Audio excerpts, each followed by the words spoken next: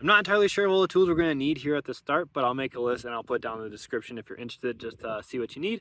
And to start off, we got to get the tire off, which is, hope you guys know how to do that. I'm just going to take off the lug nuts and get started here. With the tire off now, we're going to want to take this little rubber guy off here. It's just kind of a seal. Just use a screwdriver and just kind of get behind it and pop it out. And you can see we get to the grease already. One thing about bearings is they are covered in grease, and everything is, so you're going to want to have a whole roll of paper towel at your disposal and just be prepared to use a lot of them because it gets everywhere. Now we're going to want to take off this cap, and for this you can just kind of knock it with a hammer a couple times, spin it around. You don't want to dent this at all because then you got to replace that. So just very lightly tap it and you'll see it start to come off.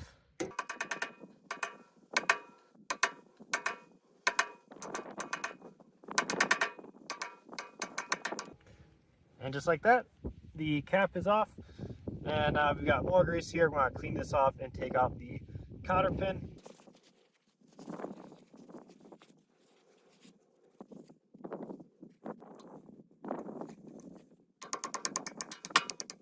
Then the cotter pin is out. And next you want to take off this castle washer. It should just be on there hand tight. So you should be able to just screw it off by hand.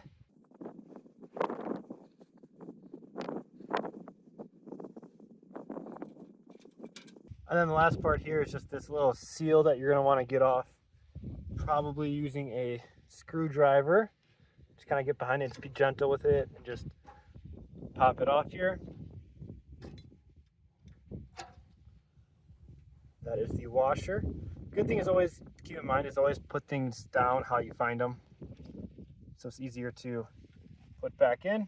And then you can actually see this is our first bearing here that we're going to need to take out and replace, and there's one on the other side as well. And to get them off, best way is this whole hub just kind of slides out.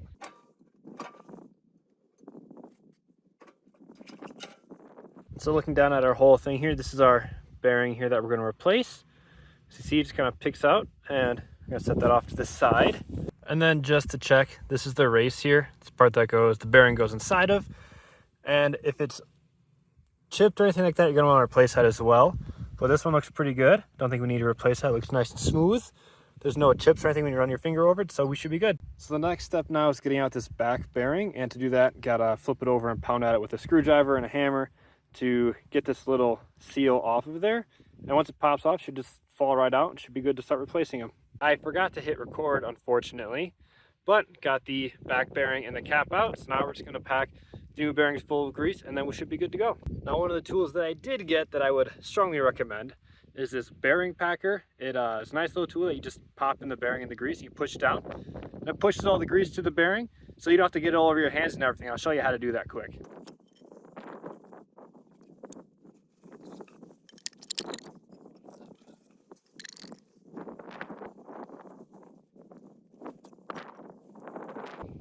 And just like that, now we're full of grease.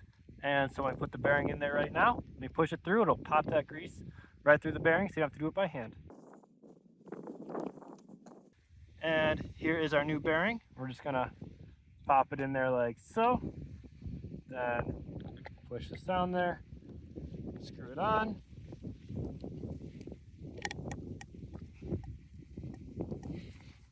And then you can see all that grease starts coming through the bearing there just how you want it. Well, what seems to be typical auto anything really, got the wrong part. Not the wrong part, but the bearings are two different sizes. I have one, so I need to go return a pack and get the bigger size. So I'll be back with that. Well, after a long drive in the early morning, finally got the right seals and bigger bearings. Now we just gotta go back and put them in to finish this 2-day job. Now that we got the right bearings, time to open this bad boy up, pack it full of grease, and put it in there, get it all back assembled, and put the hub back on and put the tire on. So, same process here. Just gonna set this down in there.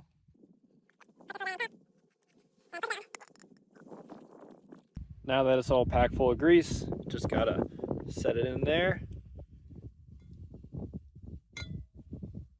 Make sure you push it down so it fits in there nice and well, and then you just gotta put the seal on top. And now for the seal, this little rubber part is just gonna fit right around here. You have to make sure you put it in perfectly flush, otherwise it's just not gonna work and grease is gonna be coming out the back.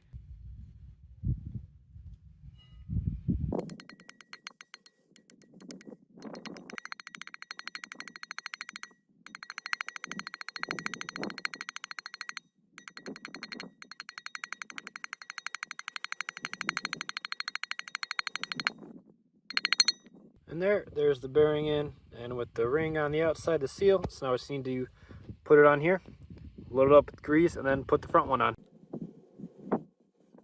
First thing we got to do is pack it full of grease here so it has plenty of lubricant. Do that, you just take some fingers and just kind of smear it all in there. It's like that. Wise man once told me you can never have too much grease. I mean, you can, but it's a lot worse to have too little of grease. So we'd rather have too much in there. And then you just got to put her back on.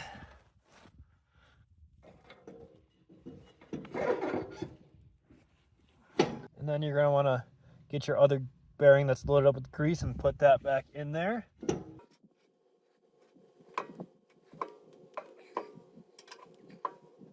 Once that's in, you're going to take this washer and put that in there, push it up tight. Take your tassel washer, put that on there. Just do it hand tight. You don't need to crank it on there.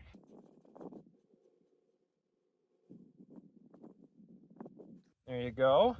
And then just got to put the cotter pin in. For the cotter pin, there's a little groove that fits through here that slides through to the back side. And then you're just going to want to take it with a needle nose and bend it sideways so it doesn't slide out. Take your needle nose, push it all the way down, and then take both ends there. Turn one way.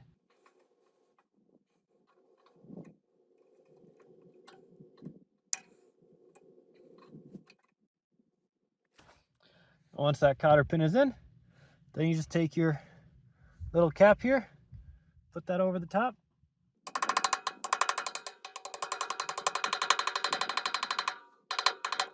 And then your bearing is changed. You can tell, you spin it and you hear a grinding or it makes any noise, probably you did it wrong. You might want to take it out and put more grease in it or something. Now, just got to put the tire back on. And then something I kind of learned is to do a little bearing test. If your bearing is bad, if you jack it up and shake it, and the whole tire kind of slides in and out a little bit, it has a little give to it, that means your bearing is probably bad, needs to be replaced.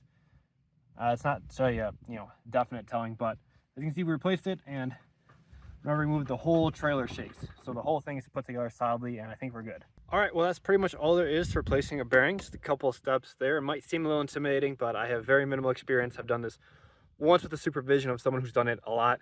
And if you follow these steps, I tell you, it'll be a lot easier than you think. Might need a little finagling here and there, but overall, I think you can change one in half an hour to an hour for a beginner. So hour to 2 hours total to both on your tire, and also the bearings work very similarly on a car. So hope this guide helps, and if you have any questions, I'll leave them below. Do my best to answer them. And yeah, thanks for watching.